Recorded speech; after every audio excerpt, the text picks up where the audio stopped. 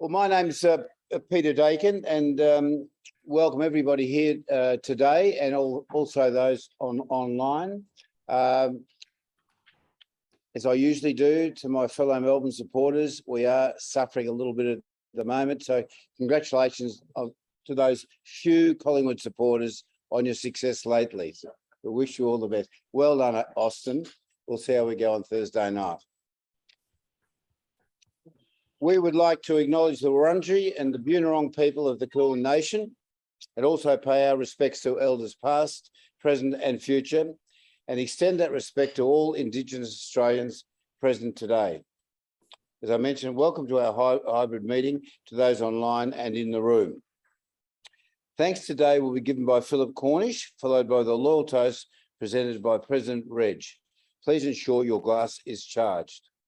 Over to you. Thanks, Philip.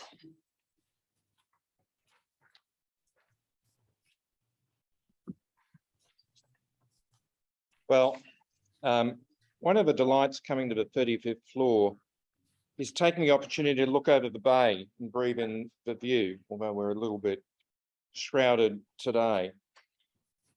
And given my current role at the Mission to Seafarers, I now also see merchant sailors on those ships, helping to keep us supplied with everything.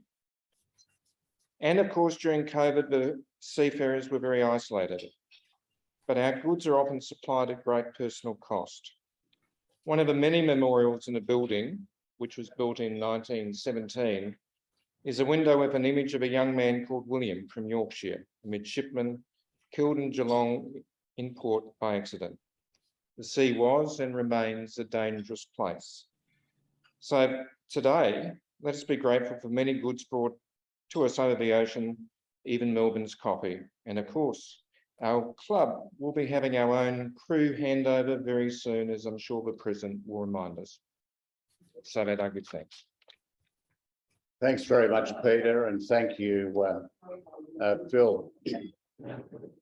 Rotarians and guests, I give you a toast to Rotary International in Australia.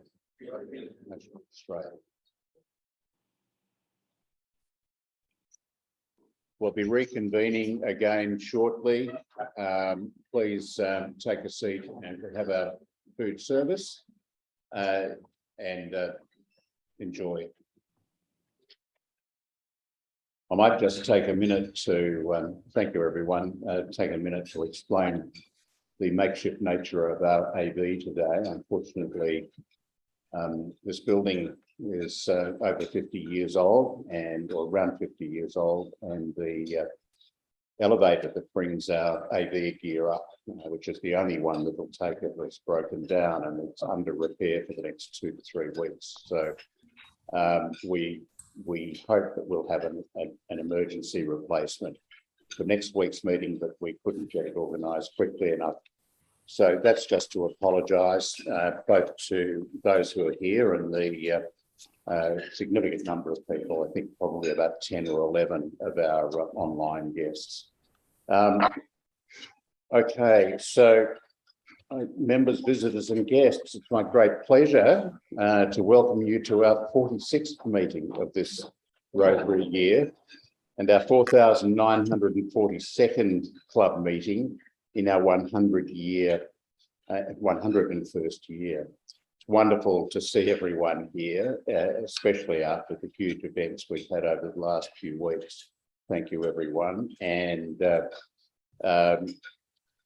today is a fairly special event because it's in a sense an opportunity to give our members an update from our vice presidents and some of our directors on what's been happening in the club over the last 12 months. And I have to say, they've got some pretty interesting stuff to tell you. So sit back and enjoy.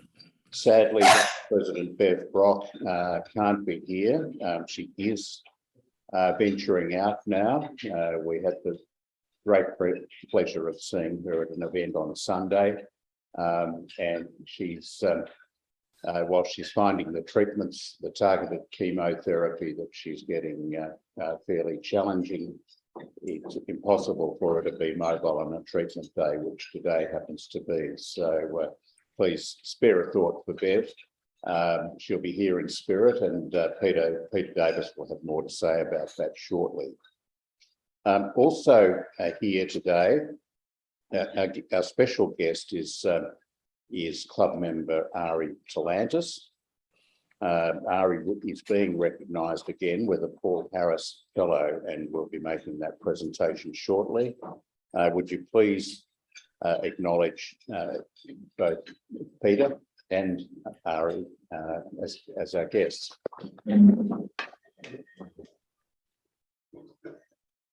We do have some visiting Rotarians, and I invite you to each to and your hosts to stand when your name is called, and ask that you please remain standing so that we can welcome you collectively. The first guest I'd like to welcome is Aisling Finneman, who's here as a guest of Nina Hunter, who's come back for the first time in a little while. Nina, it's great to see you here. Welcome. And the second guests I'd like to reintroduce, because they were here a few weeks ago around one of our seniors award, are Kathy and John Roth, who are guests of Chris Soteropoulos. Good to have you both in the room. Thank you for sharing.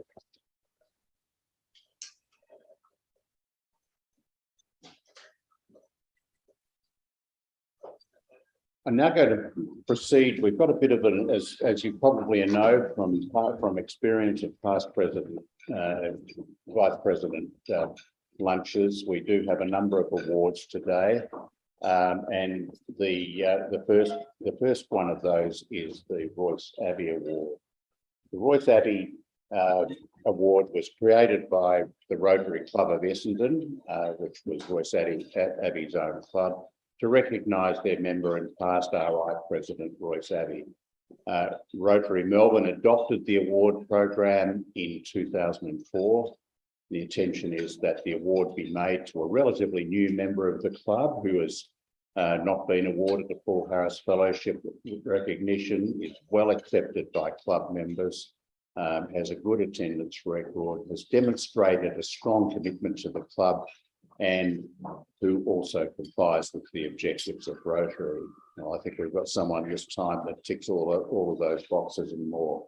Each participating club contributes $1,000 to the Rotary Foundation in the Royce and Jean Abbey Endowment Fund for each award it makes. This is used for humanitarian projects and other agricultural and environmental research, and university teachers from developing countries. Now, I'm just going to ask Yudan to come and join me on the podium. While she's coming up, I'll just go and get her award. I'll wait for a minute.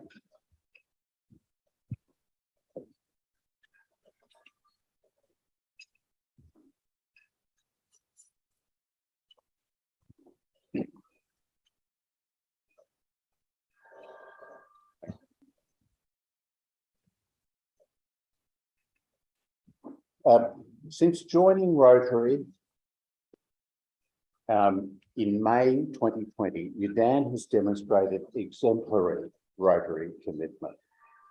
Yudan is an experienced hospitality leader in charge out of Chateau Yering in the Yarra Valley as executive manager.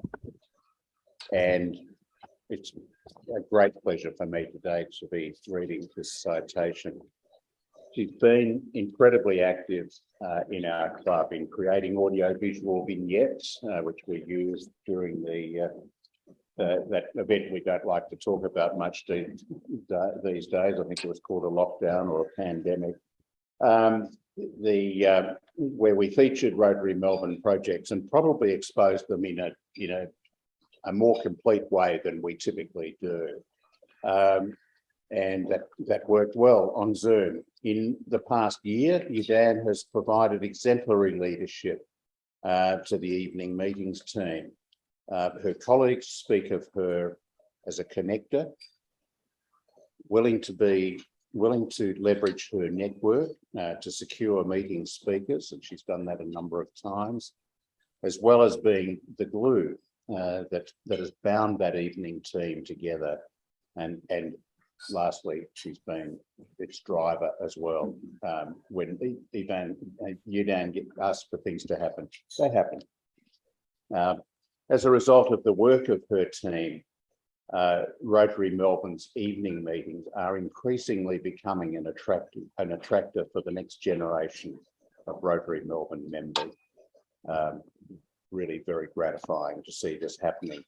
Yudan's contribution exceeds the criteria for the award with humility and friendship combined to create a purposeful leadership style, and in doing so, Yudan epitomises the Rotary value of service of self.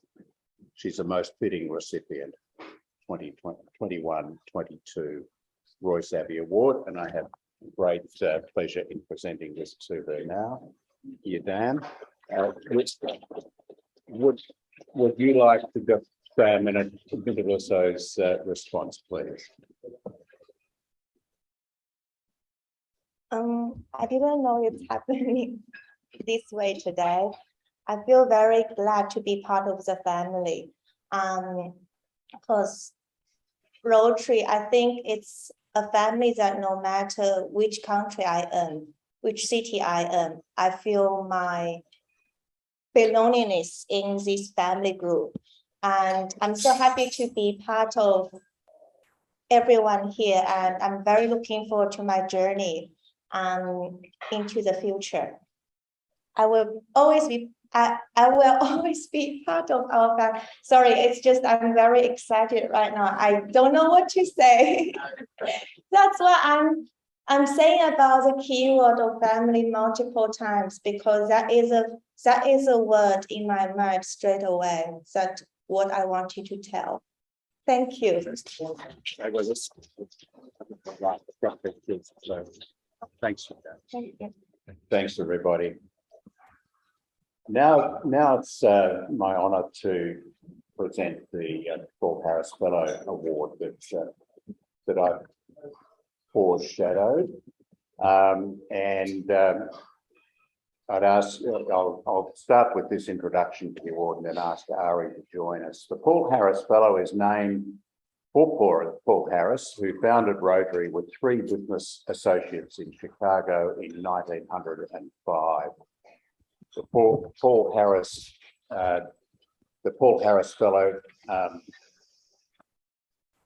is a recognition of and honours those who donate $1,000 US to the foundation to support humanitarian and educational programs of the Rotary Foundation, funded, implemented and managed by Rotarians at Rotary clubs around the globe.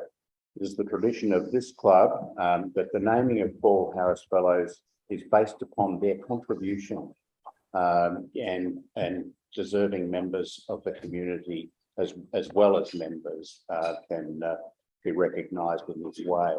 The critical driver of that is their visible practice of service above self.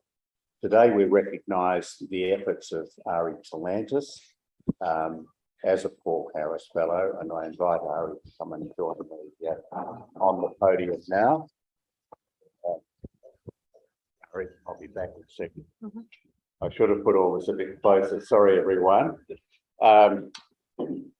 Today we recognise the efforts of Ari Talantis as a Paul Harris Fellow, actually Paul Harris Fellow Sapphire. Ari has been a significant support to this club in managing our website, social media and the image of the club through those mediums. Ari will step up pretty much any time we've asked her and is present in many operational areas of the club. I've appreciated her support and I now ask her to the podium, which I've just done, to accept this recognition. Ari, you have exemplified enthusiasm and commitment to the ideals of Rotary and are a deserving recipient of this recognition award. for your sustained commitment to service above self. It gives me huge pleasure to pass to you this pin. Thank you. And of course, the citation certificate. Let's Thank you. grab a quick pic.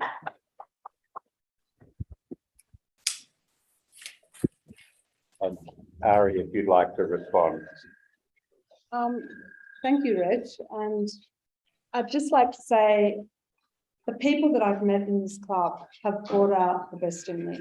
You are just all amazing. And I thank you. Thank you for putting up with me when I first joined and I just, would rabbit on about Facebook every 5 minutes.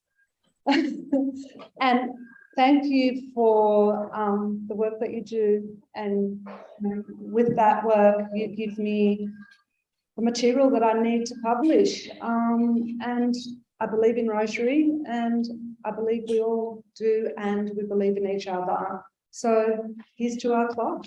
Thank you. Thank you, Reg. Thanks so much, Ari. Finally, I have one more award. This is, as I foreshadowed, this is an award for the meeting. This is the Fourth Bridge Award, which was inaugurated in 2006 by the then President, Mev Connell.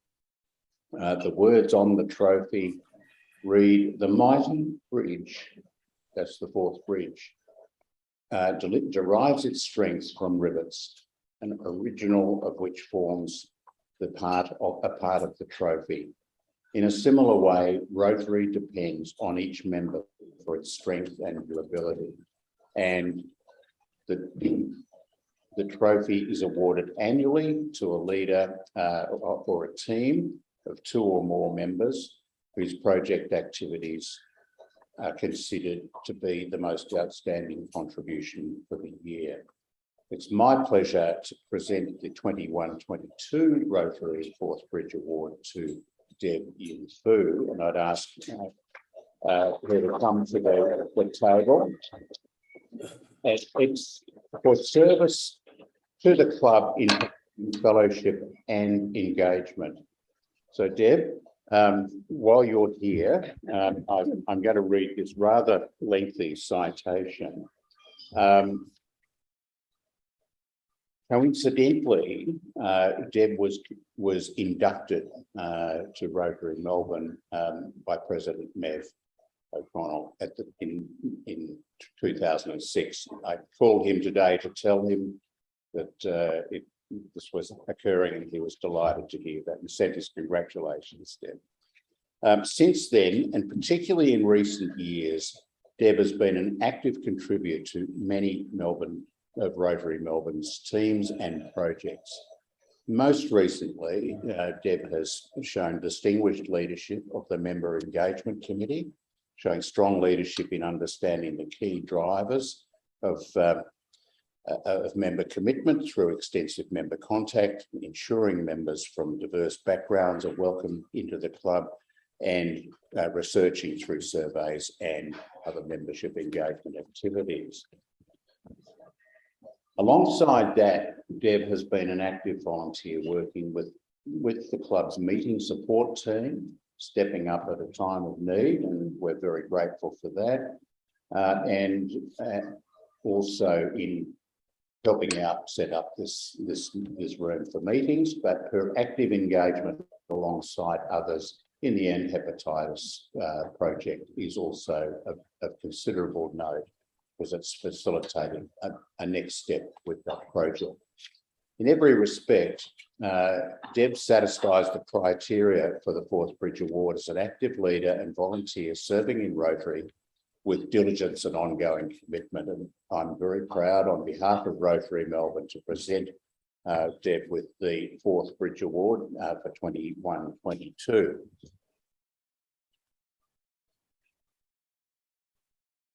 Here we are. Thanks, Rich. I think we're still awaiting the delivery of the.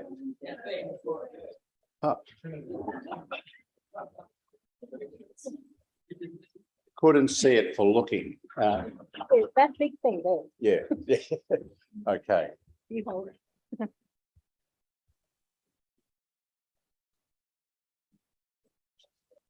Okay. Thanks, Deb. You want to leave it here? Right? Don't forget it. No, Thanks very much. Yeah, it's now Deb's turn. Deb, a little response, please. okay. Oh, thanks, Reg. And thanks to the club and the board for acknowledging my efforts and time was here on the various clubs, various committees and projects. I joined this club in 2006, and so that's quite a while ago, but didn't have a lot of time to commit to projects and committees because of work commitments. But I'm pleased to say now that I've retired, I can put that time and effort into that. And I'm really pleased to be involved in a number of the clubs, the committees and projects. And I've met a whole lot of people at a different level by getting involved in those committees. So I've had a lot of fun. So with that, I'm just going to continue having a bit more fun with all the clubs and the projects, and let me know if you need some help. So thank you.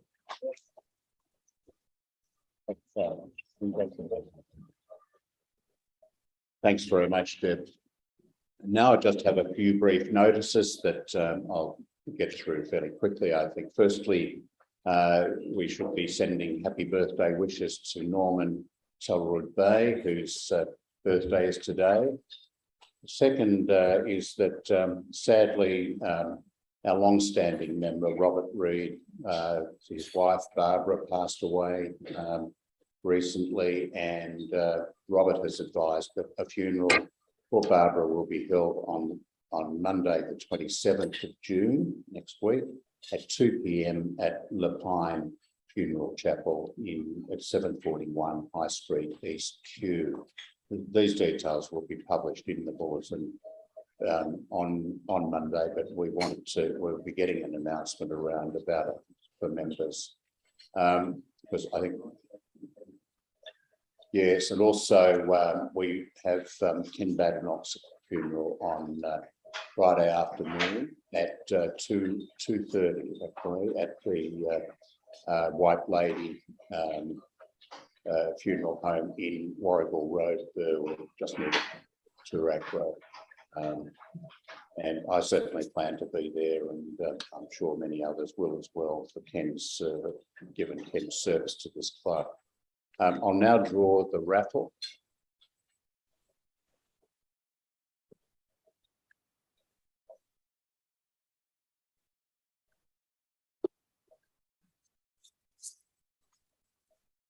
We have an orange ticket, B16. David Denern. David, this amazingly labelled bottle of wine that Philip Cornish has donated, which apparently has an ancient grape from Georgia, is here for you to enjoy. We'll press on, David, but you're welcome. Well done, David. And now for the business of the day. Without further ado, I call to the podium Vice President Peter Davis, who will take over today's meeting. Thanks, Peter. Thank you, President Reg. My first duty is an honour to be able to present the Axel Award for 2022-23. The Axel Award is actually an award that's able to be given by the Vice President, so that's something I've been able to do, and we don't need to have it done by Reg in the long list. So I'll continue the meeting this way. So the Axel Award trophy is designed to embody the hub of the Rotary Wheel. It was inaugurated in 2004 by past President Bob Brindleman. The award is made to a Rotarian who, during the Rotary year just past, has given a little extra in service above self. It is known as the Axel Award. The awardee for 2021-22 is Iqbal Rita for his indefatigable, thanks for putting that one in, Joe, service as a Rotary Melbourne Director and championing Young Achievers Award.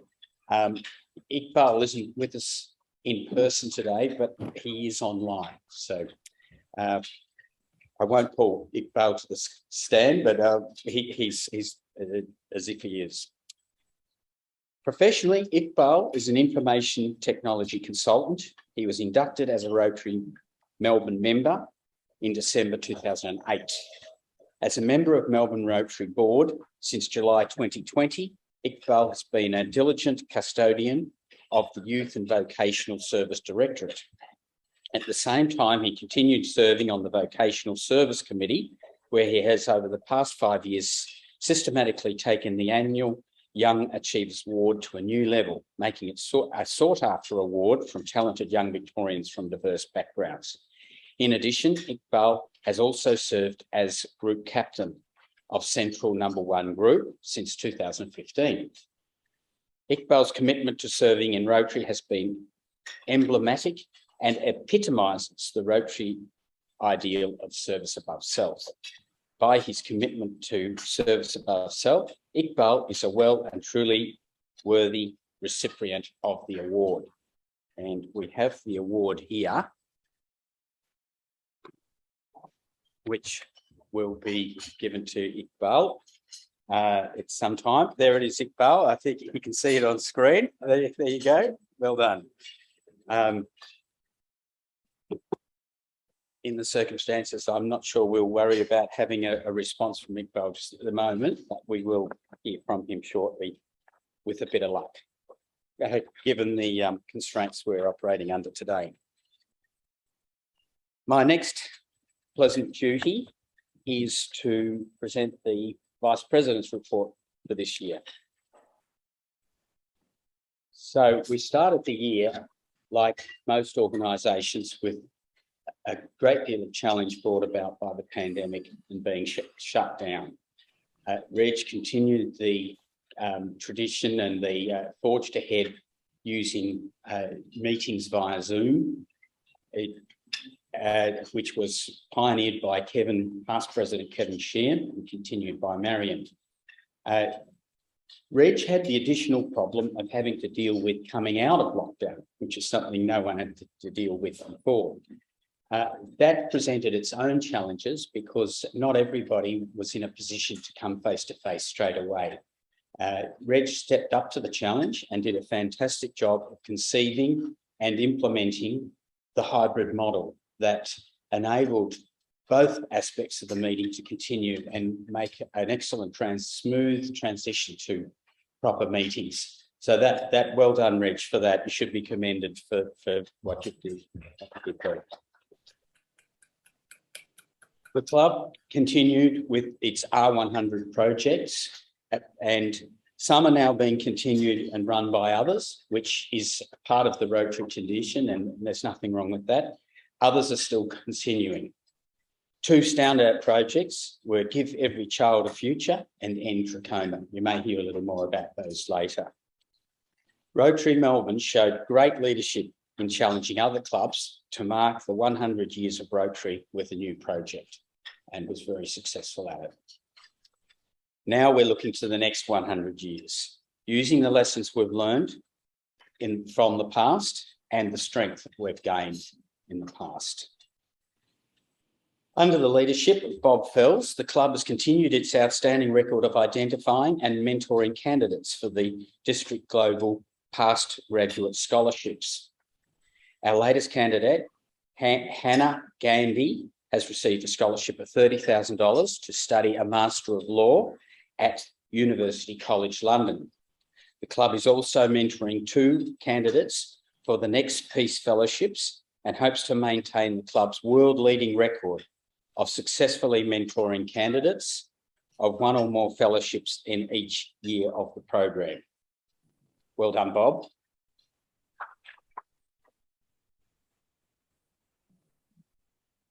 Not sure where the Beb's. Just having a look, see if Bev can hear this. The club received a big challenge when we learned of the distressing news of Bev's serious illness. At the time, of course, Bev was our president-elect. When we determined that she was no longer able to fulfil the role of president in the coming year, we had to respond and had the challenge of finding a new president. The nominations committee did great work in seeking a new president under strained circumstances and with urgency. It was greatly assisted by the willingness of Adrian to step up, and thankfully he has done so to meet the challenge. And in addition, he has benefited, and the club's benefited by the work of others, especially Mary Barry, that has enabled Adrian to smoothly pick up where Bev had left off. I'll now read a statement from Bev, which she's asked me to deliver on her behalf.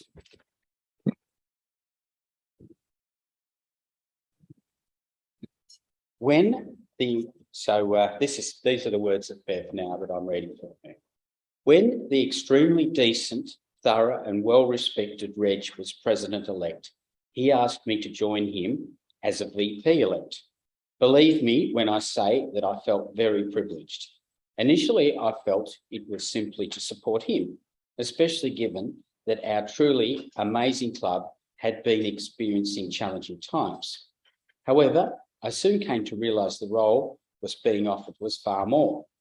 We needed to help our membership remember just why we joined our club and to shift our focus onto everything that was or is positive and valuable to our broader community. Those first 7 months were challenging to say the least. Reg, Peter, the board and I gave all to resolving inherited issues and forging ahead with everything that has made the Melbourne Rotary Club so respected and valuable to many. I know that Peter will do an incredible job of detailing the wonderful work that the entire club has undertaken in the Rotary year. I just wish that I could have been more involved. For my sake, maybe her trust there is a little bit misplaced, but we'll see how we go. It is at this point that my world took a dramatic turn, and I sadly had to step away from all that was very important to me. For that, I owed a deep apology to Reg, the board, and the entire club, as I felt I'd left everyone in the lurch. And that was not easy to do, especially as having been given the honour of being president-elect for 2022-23. So I'm very pleased that Adrian has taken up the role and feel absolutely confident that the chain of command is in very capable and dynamic hands. You will be aware that my decision was forced as a result of major health issues with unknown certainty into the future that requires my undivided attention. As a person who has devoted my entire life to health and well-being, this was a completely overwhelming shock to the system. All of my public speaking has been entitled, "Life is what you make of it." So I recommend to you all that no matter how fit and healthy you are, please do not ignore any of the little warning signs that your body gives you. Like me, you believe yourself to be indestructible. I did, and was within days of paying the ultimate price. I must thank everyone in the club who has given me the utmost support. Believe me when I say that this has proved extremely helpful so often in these past months. It's been an absolute honour to work with Reg, Mary, Barry, who has very capably and generously taken on so much of the workload I abandoned, the board and committee members, along with many friends who make up this wonderful community. I look forward to a time in the not so distant future when I can once again join you all as we join forces and strive to make the world a better place. That's the end of their statement.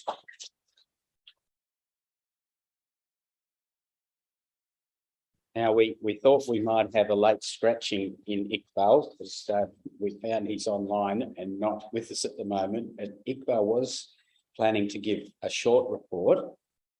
So we're going to try the technology over the phone line and the microphone. And we'll see how that works. If it doesn't work too well, we might cut it short. So it's over to Iqbal, and he is our Director of Youth and Vocational Services. Thank you. President Reg, Rotarians and guests, I would like to provide you a quick update on the Youth and Vocational Services Directorate. Youth and Vocational Services Directorate had a very interesting year. I would like to focus on 3 key areas in this directorate. The first one is the End Trachoma project.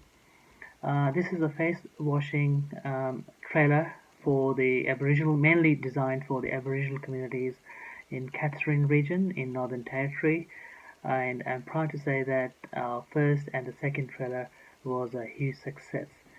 So this trailer is being manufactured with the help of a company based in Geelong, and hopefully this new face washing water trailer will be ready by end of this year.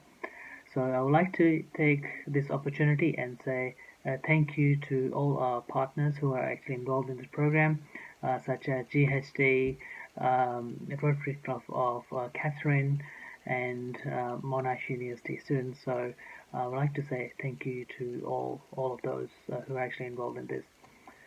And secondly, very important, Rotary Club of Melbourne is a strong advocate for the mentoring initiatives, and such as police programs, mentoring programs, or ambulance mentoring programs. These were very successful programs for the last few years. So Youth and Vocational Services has enhanced the actual program, and this year, recently, a pilot initiative has been conducted on a new initiative for the international students.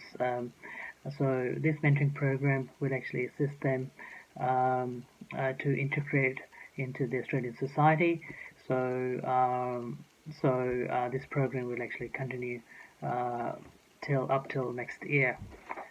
And lastly, I would also like to mention that the Youth and Vocational Services Directorship has forged and enhanced a strong relationship with our existing partners, such as the Vocational Services Committee has actually been involved with supporting of different programs in supporting schools for the district programs, such as programs for books, giving books and clothes and stationery to the needy students in our community. So this program will continue, and also every AusCare program, which will assist the African communities to upskill their job skills and find a job in the community.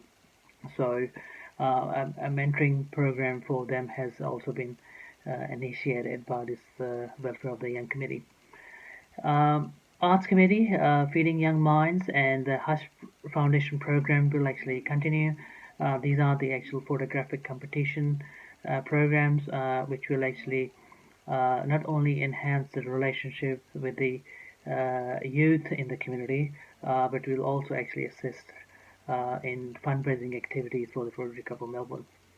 And lastly, I would like to say that the Youth and Vocational Services Directorate is on track and evolving to focus on youth and vocational services activities in our community.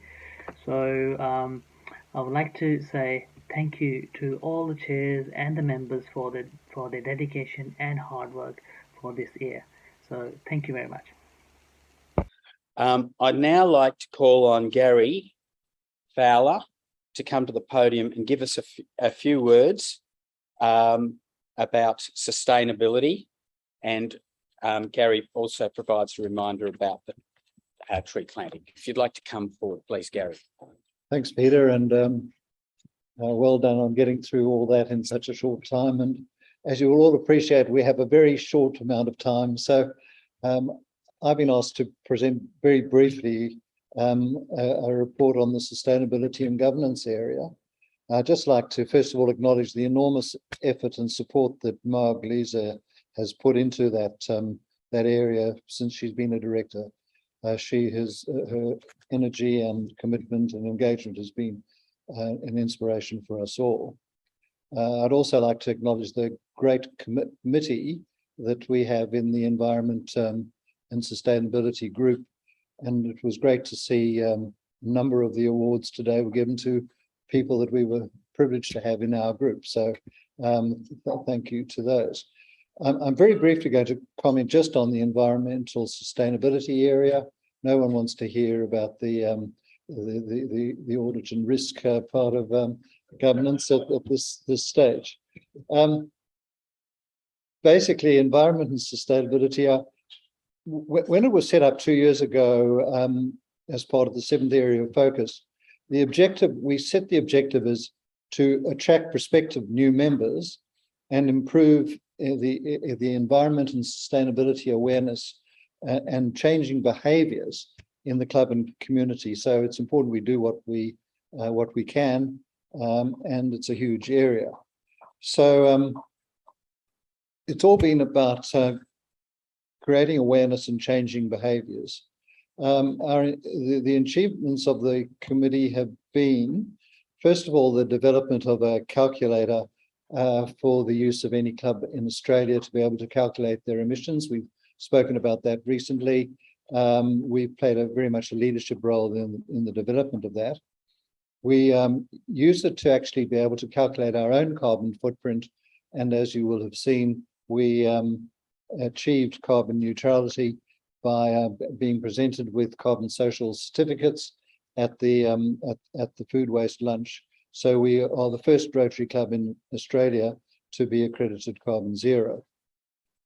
We inaugurated the Environmental Sustainability Awards, the first of which was presented in September last year, and the second earlier this month. They have recognised some people and organisations that are doing a great work in the environment, and enabled us to actually create a relationship with them and also to support them. And that has really exceeded our expectations in both those regards. The highlight was probably the food waste and environment lunch a few weeks ago. That was an enormous success with 150 attendees and a very eminent panel, and was, I think, inspirational in demonstrating our club's commitment to the area and our leadership in that regard, and Rotary's commitment to the environment. We have engaged with our younger members, and Yidan, for example, when she joined the committee, her role was given as engagement of younger members, and she's been very involved in that, and particularly through evening meetings. And communication has been a real strength, and Ari has done incredible work through the communication through new methods like our own blog, social media, bulletin, and also we've had a number of publications in both in ESRAG, both Oceania and worldwide. So the opportunities going forward are firstly to build on these initiatives. Secondly, and most importantly, perhaps volunteering opportunities. And very briefly, as you know, there's a planting event coming up on the 31st of July on World Tree Day. We ask you to watch out for that and consider joining, because volunteering is an important part of our attribute. We're also planning a involvement in World Cleanup Day. And the other real opportunity is with Rotary Park, where we're actually considering some exciting developments, which we hope to introduce to be able to be inaugurated at the centenary, at least at the convention event next year. So thanks, Peter. Thanks very much, Gary. Also, Chris Sarotopoulos has given me the honour of assisting me in the giving of this report. Chris is our Community Services Director, so I'd like to welcome Chris to say a few words to the meeting. Thank you. Thank you, Peter, and good afternoon, everyone. The way I'd like to present what's been happening in this directorate is to project the growth reflecting community need and Rotary Melbourne values. So in the area of homelessness, assistance has been provided from two perspectives. Both small items being delivered such as doonas, kettles, sheets, personalised to individuals who move into housing, as well as large equipment such as furniture. Through the different projects being launched, housing and also the Rotary Inner Melbourne Emergency Relief Network. So what's the learnings for Rotary Melbourne? Rotary Melbourne has been very highly regarded. Consistency and ability to grow within these projects, professional leadership, providing strategic and board representation through Catherine Baxter, as well as collection services through Richard Parker. The R100 Rotary Safe Families, we know lots about that. Created by Mary Barry, Dorothy Gilmore, has evolved in two directions. We know that it's been rolling out nationally, regionally now through the Oceanic Pacific Zone 8 focus, Peter Berg being the ambassador representative here. However, it's also being used to develop wallet cards and translation to African languages for our AfriCare projects. So that forking is strategically quite clever. So what have we learned through Rotary Melbourne? Persistence, fitting into our competence, as well as our community awareness and relationships. The R100 End Hepatitis Now delivered awareness of the disease, learning from patients. We were very clever in leveraging the misfortunes of the pandemic lockdowns by leveraging Zoom. Awareness was provided to many clubs in district, and thanks to the professional conduct of Trevor Ning, Debian Fu, as well as many others that also spoke at these events. Now, what's clever here is that the evolution of this relationship is now moving away from awareness into mapping areas of high prevalence of infection and linking that with local primary care providers. And this is due to our strong relationships and pushing the boundary to community impact, which is the next stage of where we wanted this relationship to go. A little bit left field is the last one, rapid antigen test, where it demonstrates our responsiveness and collaboration. Relationships were very important. We were able to source relationships with manufacturers of these tests at a time when we all know they were being either strong-armed by government or restricted access. Awareness to many clubs in the district. We had Rotary district participation. We also had DIK involved, as well as member delivery. So this reduced anxiety to the extent that we could. At a time of great uncertainty, there was significant impact on charitable operations who'd received a number of these tests and were able to then manage how their staff operated, how the disadvantaged were managed, how leadership was managed, as well as impact on many Rotarians that received them for their families. So the conclusion here as well is that Rotary Melbourne has been able to deliver community needs through high intensity, turbulent periods. We wouldn't have even thought about this 3 months earlier or a month earlier, but through professionalism of many Rotary Melbourne members, positive engagement with other Rotary clubs and Jane Penning from Baldwin, as well as district endorsement. So that's my point. Thank you.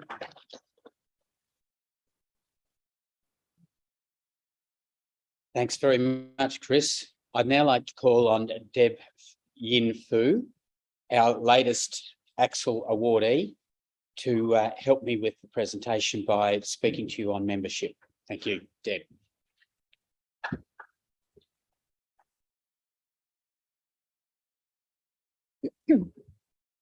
Thanks, Peter. I'm the new look Bernie McIntosh. Bernie's gallivanting around Europe, so I have to do this.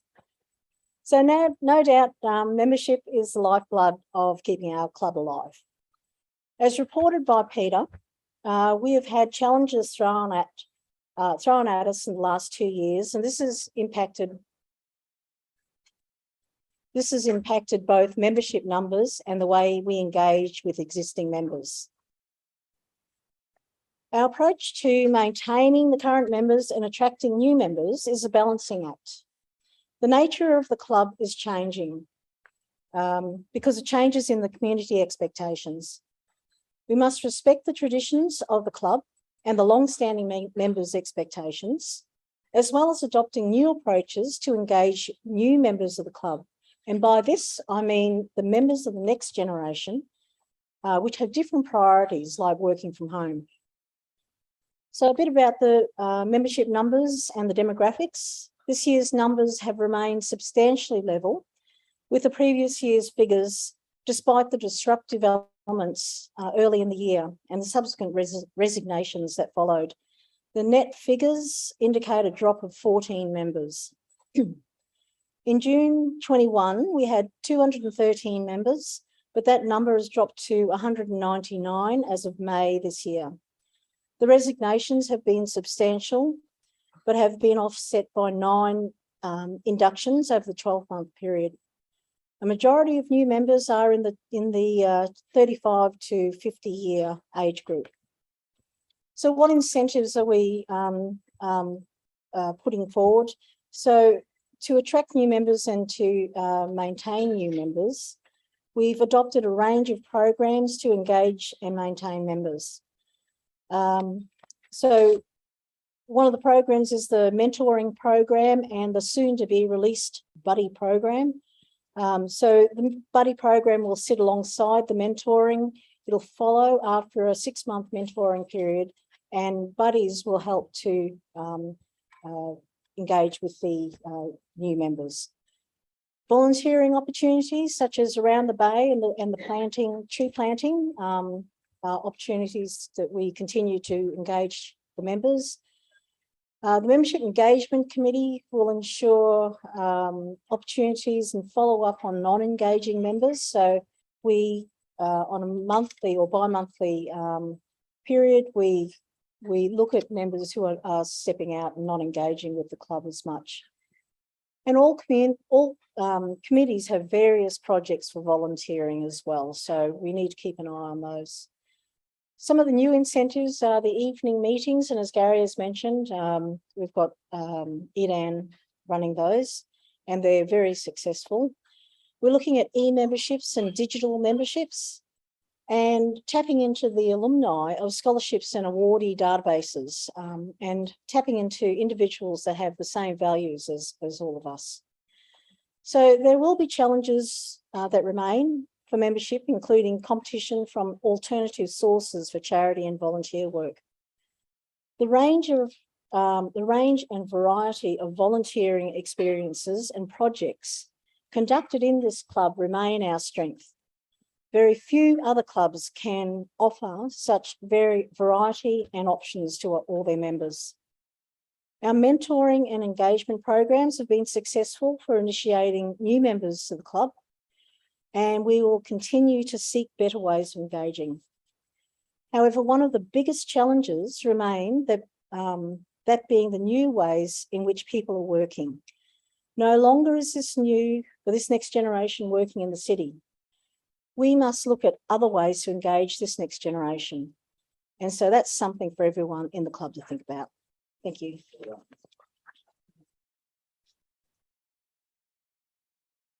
Thanks very much, Deb. I feel very much like I'm sitting in exam, and I just realised the time's all run out. So I have to do my last essay in point form. I have an excellent report from Carol Bond on International Committee. Hello, my name is Dr. Carol Bond. I'm the Director of International Service for the 21-22 club year for the Rotary Club of Melbourne.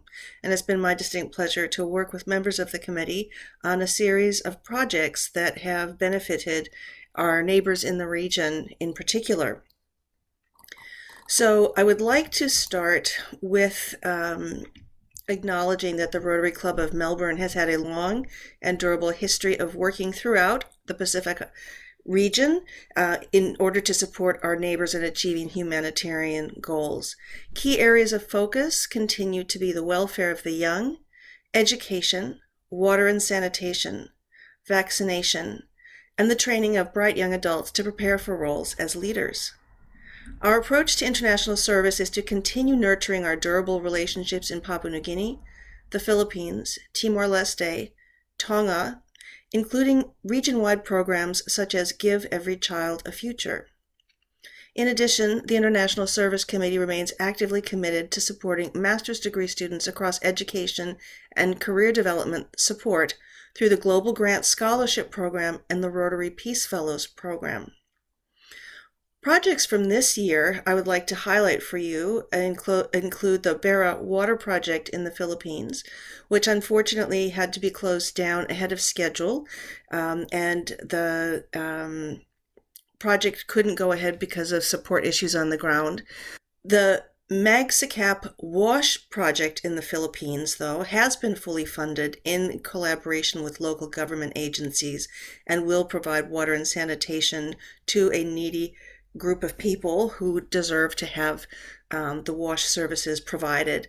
The next stage of that project will happen in the 22-23 club year. Rotary Club of Melbourne has also agreed to be part of the Tonga Aid Program following the volcanic eruption this past year, and we're undertaking this project in collaboration with Red R to assist in the training of specific people to handle disaster response as required. The initial set of trainings for 15 local people to be trained so that if, and it's likely that it's more likely when things like this happen again, there will be people on the ground who are able to liaise with regional aid providers such as Australia and New Zealand and other stronger countries who have a history of helping the Pacific Island nations when they're in need. Now, I have to say that Give Every Child a Future, or GECAF, has been very successful with $3.2 million quietly raised, with a further $700,000 required to complete the program. The Baker Foundation has been approached for a contribution of $100,000, and there's some significant club leadership making sure that this program does achieve its overall goals, and it, of course, has a track record of high achievement. We have, as in years past, we have supported some bright candidates to continue their development as leaders. Melbourne Rotary continued its outstanding record of identifying and mentoring candidates for the District Global Postgraduate Scholarship, mentored by several club members. Hannah Gandy, who pulled herself up by her bootstraps from a disadvantaged early life, was selected for the $30,000 US award to study a Master's of Law at prestigious University College London, to which she has gained admittance. Hannah will focus on the rights of young people in disadvantaged communities, such as the one she came from, to access education, employment, and services, and then turn them away from a life of crime and poverty to have sustainable, productive lives. The Rotary Award is fully funded by the Rotary Foundation, and that's your donations to the Foundation Network, so thank you very much for that. In terms of the Peace Fellowship, the club mentored 2 Peace Fellow applicants, both of whom were formally endorsed for the next stage of selection process after interviews just a week or so ago. We hope they maintain our world-leading record of successfully getting one or more Peace Fellowships in every year since the program has been running, which is over 20 years now. In terms of where we're going next year, the International Service Committee is working with the Business for Development Corporation, which is a nonprofit, which works alongside businesses, some often mining companies and oil and gas companies, to help communities in areas of need. In this instance, the Business for Development has identified a community in the highlands of Papua New Guinea, and we have been approved by the board to launch a pilot project to provide training to PNG locals to successfully run piggeries for profit, so they don't have to import pigs or rely on pigs that may not be healthy to eat, that are running kind of wild in the highlands. The piggeries will provide economic development and social equity goals, such as providing opportunity for women to participate in the local economy. This is the first of a multi-pronged and staged effort the PNG Piggery Project will apply for district funds in the next club year and is also socializing support throughout the Rotary clubs in our Asia Pacific region. And finally, even though our committee is very dedicated to maintaining the boundaries of service within the Asia Pacific region, we are mindful that the war in Ukraine is an exceptional circumstance. And just like we supported an initiative, a district-wide initiative with Palestinian and Israeli doctors to train to help trauma victims of the conflict in the Middle East, the International Service Committee would like to partner with other Rotary clubs in our district to perhaps help the people in Ukraine who are doing it extremely tough, and would like to very much ask other club members how they feel about that and what would be the best way forward. I'd just like to close now by screening this video on Give Every Child a Future, which will show you the wonderful work that Rotary Club of Melbourne has been involved in. Enjoy.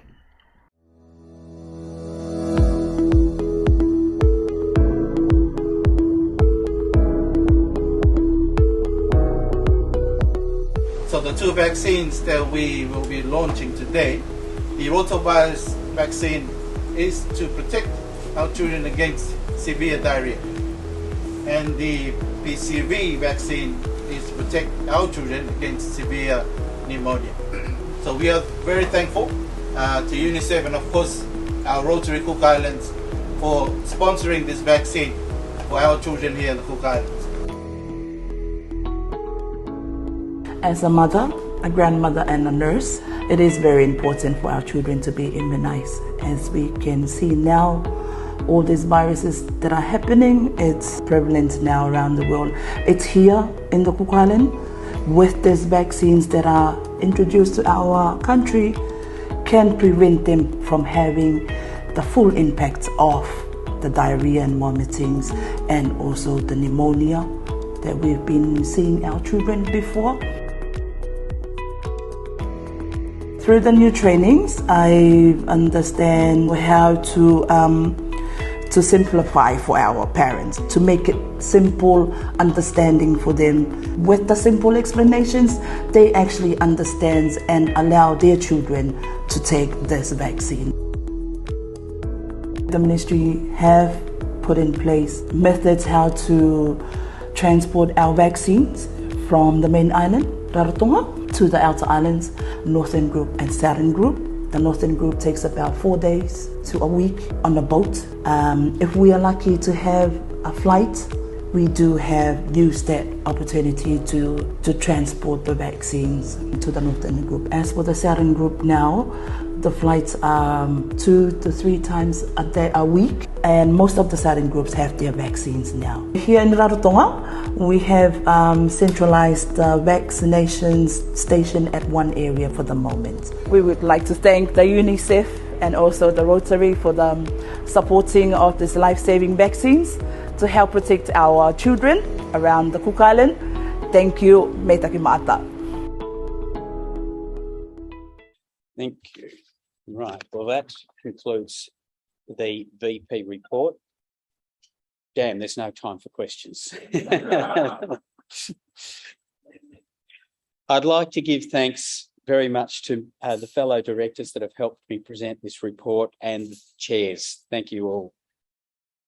Thanks to visitors and guests for coming today and attending this meeting. And also thanks to Philip Cornish, MC Peter Dakin, and our lunch setup and reception teams for their fantastic effort in making this meeting happen. As always, if you can stay back a few minutes to assist in the pack-up, that would be appreciative. Maybe not so much work this time with the laptop.